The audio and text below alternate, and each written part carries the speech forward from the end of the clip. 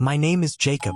Back in 2018, I was working nights as a subcontracted maintenance tech at a redevelopment site in Oregon. They were gutting an old shopping mall to turn it into a medical campus.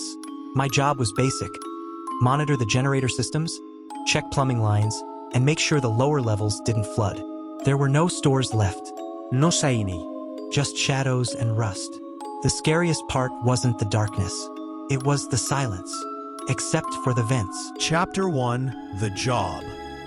They had me on solo rotation, 10 p.m. to 6 a.m. A couple security guards worked the upper floor, but we barely crossed paths. 1 week into the job, I started hearing sounds in the vents. Not airflow, that's normal. This was different. Scraping. Fast little scrapes, like something small was crawling through the ducts. Sometimes it stopped. Sometimes it tapped in patterns. Rats, I thought. Maybe raccoons. But the sounds were too consistent.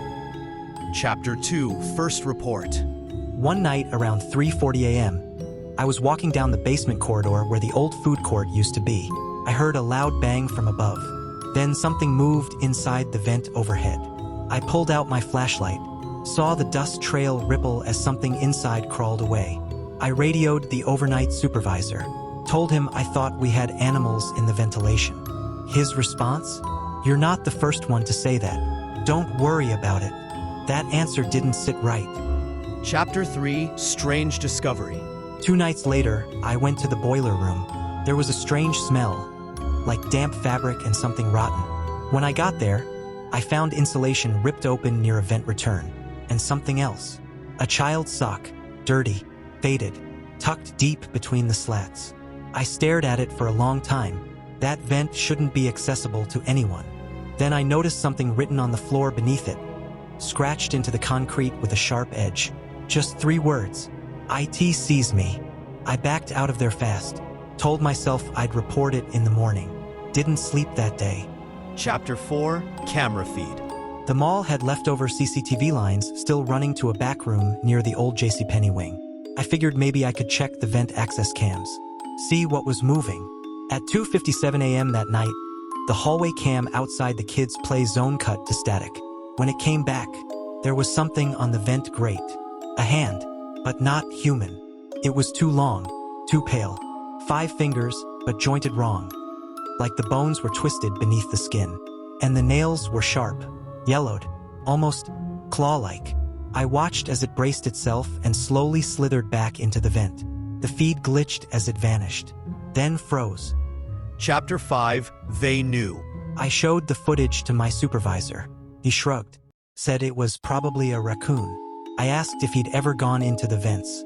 He said, "We're not allowed to. Legally." I pressed him.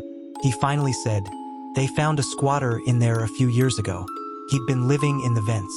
Wasn't normal." I asked what he meant. He just walked away. Chapter 6: The Access Shaft. The next night was my last. I told myself I had to know.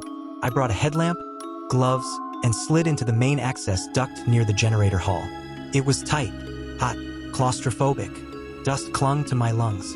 But after 10 minutes crawling, I reached a dead end. Only it wasn't a dead end. There was a small hatch, barely visible, carved into the old wall. It was covered with a mesh grate, but someone had unscrewed it. On the inside, and beyond it, was a space. Chapter 7: It Was Watching. Inside that hidden space was a nest. No other word for it. Blankets, torn mall uniforms, dozens of empty food wrappers from stores that had closed years ago. And in the middle, pile of dolls, all missing eyes. On the wall, scratched deep into the metal, were tally marks. Hundreds, maybe more. And then, I heard it, breathing, behind me. I turned, headlamp flicking. Something scuttled into the dark duct beyond the hatch. All I saw was skin, pale, stretched tight over bones. No eyes, just holes. And it smiled. Chapter 8: The Escape. I screamed and crawled backwards so fast I almost broke my ankle. I could hear it behind me, following. But the thing didn't chase me out. Stopped halfway, like it was hurting me. I rolled out of the shaft, slammed the access panel shut, and quit on the spot. Chapter 9: Aftermath. 2 months later, that mall had a fire. They said it was electrical, but the entire east wing ventilation system collapsed. Nobody was hurt. Nobody was supposed to be inside. But the firefighters found something burned into the crawlspace near the central vent core. Dozens of small handprints, all blackened, all child-sized.